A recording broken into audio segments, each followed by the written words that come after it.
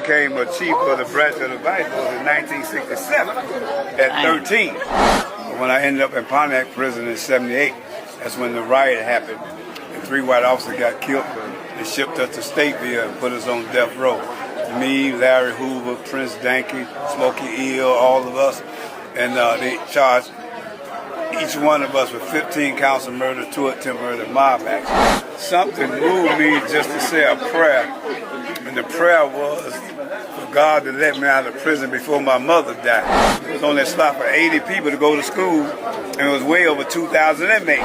So I said, I tell you what, don't no vice lord mop a floor, work in the kitchen, sweep a gather, let these guards do it. So Larry Hoover said, well, ain't no GDs gonna do it. So Lord Gino, who ran all the Latin Kings, said, well, ain't no Kings gonna do it. And Pete, who ran all the MCs, said, well, ain't no MCs gonna do it. So they had to pull officers from other prisons to cook for us and clean up. And so they seen the power we had because we withdrew our labor. Realize the difference between a gang and an organization. Vice Lord Stone's a disciple from LSD. Lord Stone's disciple. And they were shutting down construction throughout the whole city, saying if they wasn't going to hire no black contractors, the construction ain't going up. When we came together, we didn't trust each other. Because it was around the same time Larry was going through that split with Charlie Freeman and Nicky Bull and them become BDs and GDs.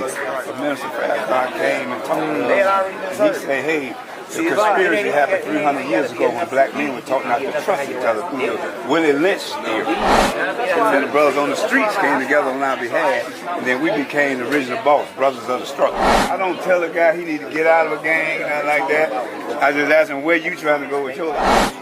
But people from the outside control our community, right? So we got to do for self. Goals determine who you should be associating with. Goals also determine who you shouldn't be associating with. In order for you to reach your goals, 3 things you really got to master. The first thing you got to do is stay alive. You can't get killed.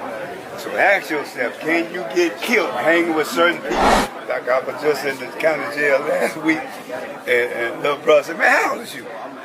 I said, I'm 71 years old. He said, you don't look 71. I said, well, let me ask y'all. How many of y'all would love to live to get my age? Look! This is the Eye of the Trenches! My name is Benny Lee with NAFI, National Alliance for the Empowerment of the Formerly Incarcerated. Yes, sir. So can you tell us a little bit about your history and everything and what you do now? Well, I grew up on the west side of Chicago back in '66, moved into the Austin community where it was predominantly white. And so me and a bunch of other 7th and 8th graders band together to fight the whites to go swimming. And as a result, we